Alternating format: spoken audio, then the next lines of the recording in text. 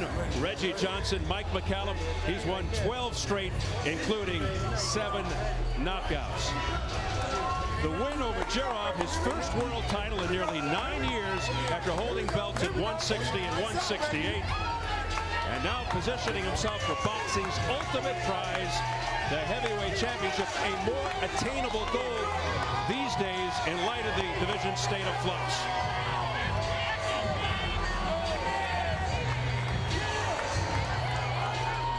Hearing it, I would say, rather mildly from the crowd as he comes into view. They're saving, I think they're saving it for Holyfield.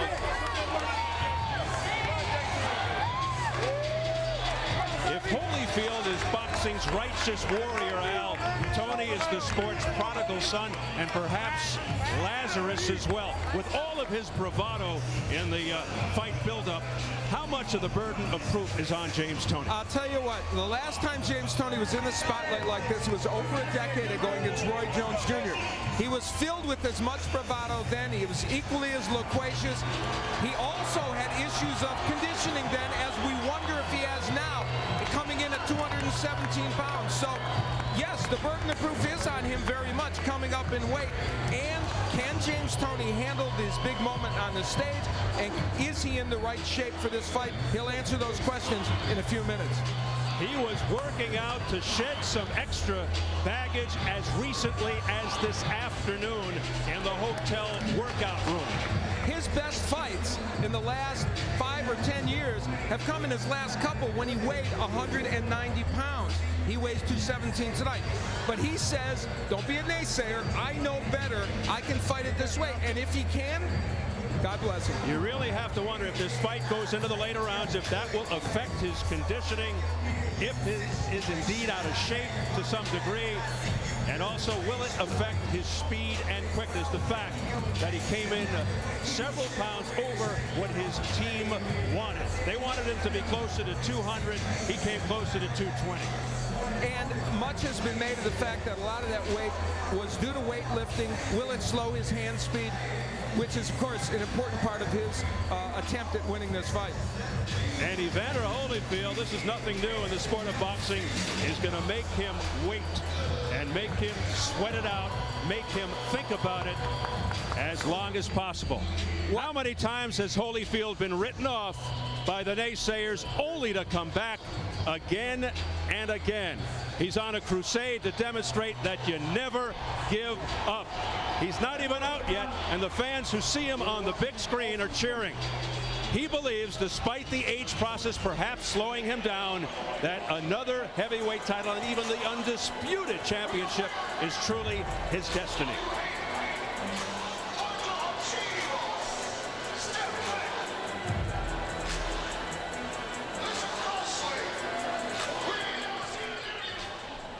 Always reserved, gracious, spiritual, very much at peace with himself. The only heavyweight in history to win a world title 4 separate occasions. Known worldwide for his extraordinary warrior spirit, incredible heart, and fearlessness. Al, he says the only way he'll retire if someone beats him up. Until then, he'll continue his quest for a 5th belt.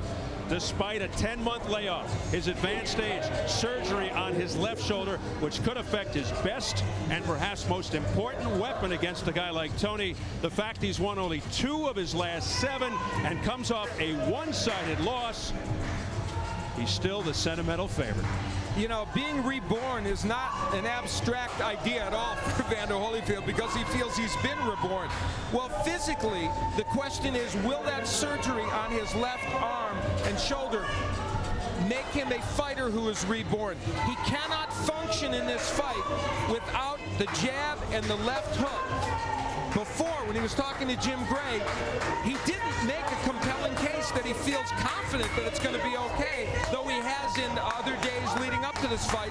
So it'll be interesting to see. And by the way, Evander Holyfield, of course, is singing. He sings when he comes in the ring, but he looks a little more subdued than I've seen him in recent fights.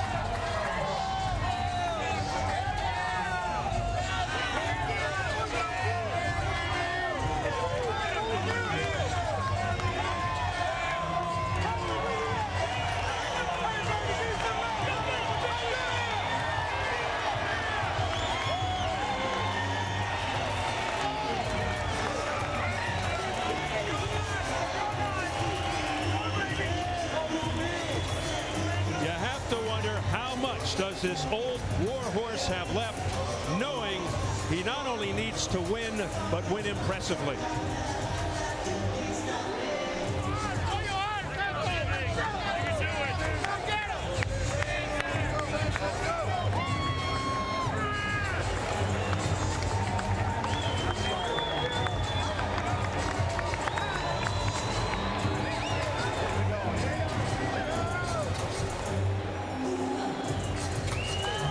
Entering for the 47th time in his pro career.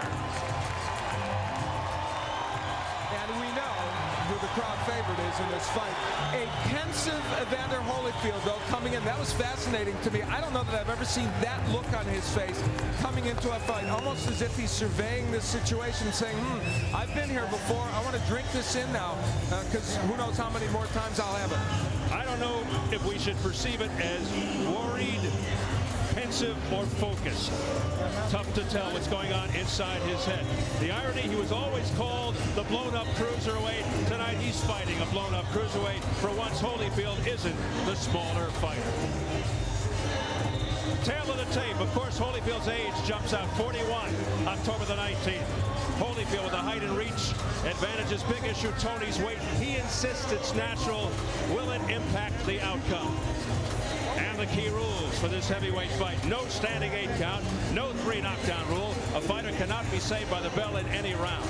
If an accidental headbutt occurs before the end of the 4th round, the fight is ruled a no decision. If it happens after the end of round 4, they go to the scorecards. Could be significant, knowing Holyfield's reputation of headbutting. So here at the Mandalay Bay, we're getting ready for Evander Holyfield versus James Toney, scheduled for 12 rounds. Let's get the official introductions from a ring announcer, the classy Jimmy Lennon Jr.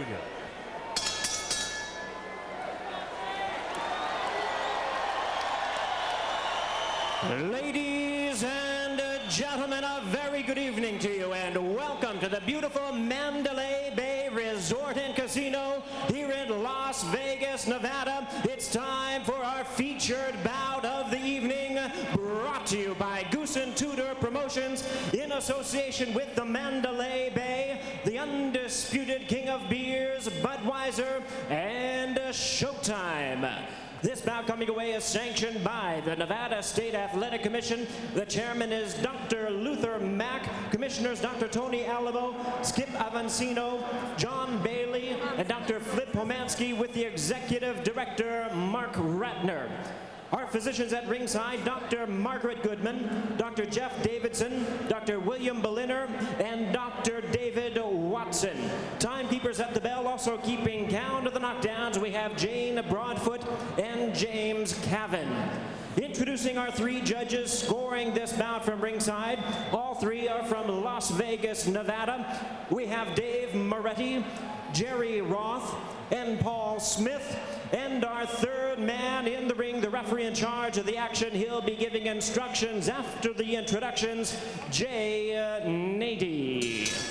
All right, fans, here we go with our main event of the evening. 12 rounds of boxing scheduled in a heavyweight special attraction.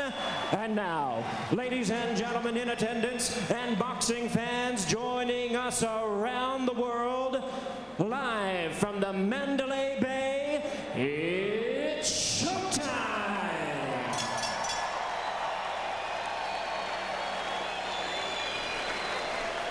Introducing to you first, ladies and gentlemen, on my left, fighting out of the blue corner, entering the ring wearing dark green trunks with white trim, and hailing from Detroit, Michigan. He weighed in at 217 pounds, a veteran of 14 world title appearances. His record stands at 66 wins, 4 losses, 2 draws, with 42 wins coming by way of knockout. Tonight, challenging the odds as he steps up to the heavyweight division, here is the former IBF middleweight world champion, the former IBF super middleweight world champion, and the current IBF cruiserweight champion of the world. Ladies and gentlemen, introducing James Lights Out Toney.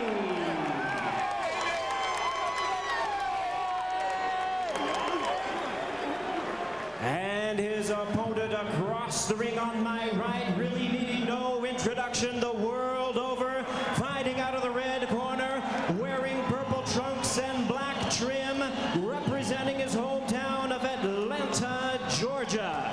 He weighed in at 219 pounds with a record of 38 wins, 6 losses, and 2 draws. He has 25 wins coming by way of knockout. Ladies and gentlemen, here is the former undisputed cruiserweight world champion, the former undisputed heavyweight world champion, and the one and only 4-time heavyweight champion of the world. Please welcome boxing's true warrior, introducing Evander, the real deal Holyfield.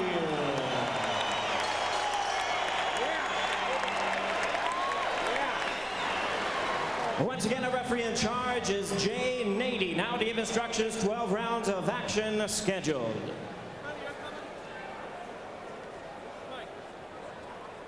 Jim, when I gave you instructions in the dressing room, you have any questions? Okay, the belly button's the demarcation line. Let's touch gloves and go to work. Good luck.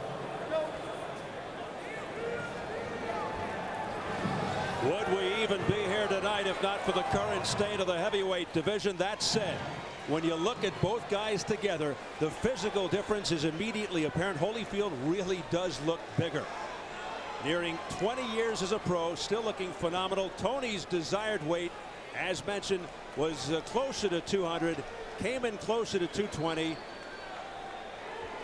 Was that because for the first time in his career he didn't have to make weight? Did he train any differently to bulk up? Did he spend too much time promoting the fight?